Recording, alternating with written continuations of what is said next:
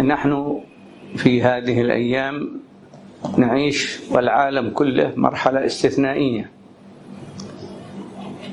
وهي مرحلة انتشار هذا الوباء الذي صار معلوما اسمه وخبره وخطره.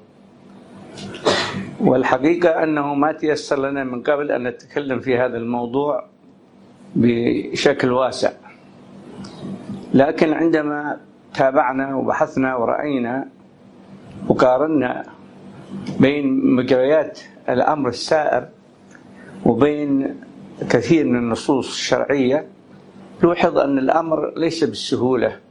لا أقصد ليس بالسهولة من حيث وقوعه، فالعالم كله انزعج به، ولكن من حيث حديث النبي عنه، كيف النبي صلى الله عليه وسلم أشار في أكثر من إشارة في الحديث ولمح وصرح في أن كثير من حياة الأمة، كلمة الأمة هنا يجب أن تعرفوا أنها لا تخص أمة محمد من المسلمين، ولكن تخص أمة الدعوة وأمة الإجابة، أي المسلمين وغير المسلمين، لأن هذه كلها تدخل تحت أمة محمد، لأنه ليس أحد له راية مرفوعة بعد نزول الوحي إلى قيام الساعة إلا النبي محمد صلى الله عليه وآله وسلم.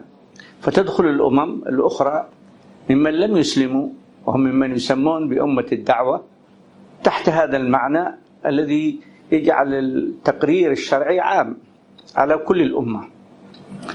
وقد عرفنا من خلال الدراسات في هذا الفقه، وهو فقه التحولات، أننا نعيش مراحل. وقد عرفتم فيما درستم أن هناك مراحل تخص عصر الغثاء، ونحن الآن في هذا العصر. إذا ما قلنا نحن في نهايات هذا العصر، له دلالات وله علامات، والكلام عنه إشارات في كلام النبي صلى الله عليه وسلم. وكان من ضمن المراحل هذه المرحلة التي قررت في كتب فقه التحولات في مرحلة الاستنفار أو مرحلة الصيلم. عندما وقعت هذه الأمور من خلال حوادث المرحلة، نلاحظ أن أمامنا ثلاث ظواهر ترفع مستوى الحدث إلى أن تكون علامة وسطى، ولا أجزم بذلك، ولكن الاستقراء والمتابعة تبين أن هذه المسألة ليست بالسهولة، وأنها أمر بالطبع رباني، بصرف النظر من السبب فيه، سواء كان السبب فيه جهة معينة، أو كان السبب فيه المعاصي، أو كان السبب فيه مسائل متعلقة بعلل وأمراض أصابت الأمة بطريقة أو بأخرى، هذه مسألة أخرى، لكن هي علامة من العلامات التي أخبر عنها النبي صلى الله عليه وسلم.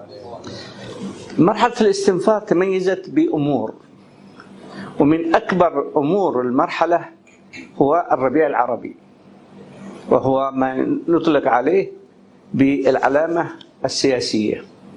هذه علامة سياسية جرت فيها تغيرات وتحولات في الوطن العربي، وجرت تحولات وتغيرات بصورة أخرى في غير الوطن العربي، لأن في تمازج في القرار بين العالم العربي والإسلامي وبين العالم الغربي والشرقي.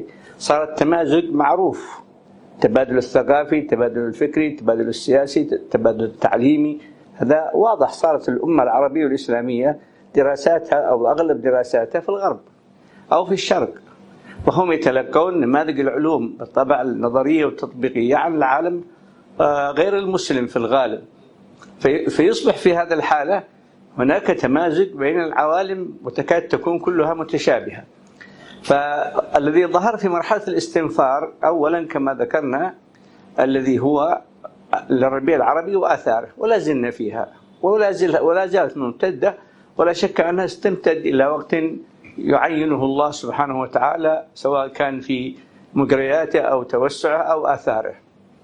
الأمر الثاني ظهور ما لوحظ في كثير من بلاد الأمة العربية والإسلامية فضلا عن غيرها، وهو من إشاعة لعن آخر هذه الأمة أولها، أي بمعنى الأجيال المتأخرة صارت تلعن الماضين وتلعن التاريخ وتدين التاريخ وتدين الصحابة وتدين كثير من الشؤون التي هي في الأصل ثوابت لا ينبغي الحديث عنها. ولا أقول أن لابد أصحاب مذهب محدد يلزمون بما نقول، ولكن كل يحمل مذهبه، لكن كونها تتحول إلى ظاهرة هذه علامة. عرفتم معنى ظاهرة؟ ظاهرة إعلام، ظاهرة ثقافة، ظاهرة تواصل. إذن معنى ذلك أن المسألة هي تدخل في مفهوم إشارة إلى معنى العلامات.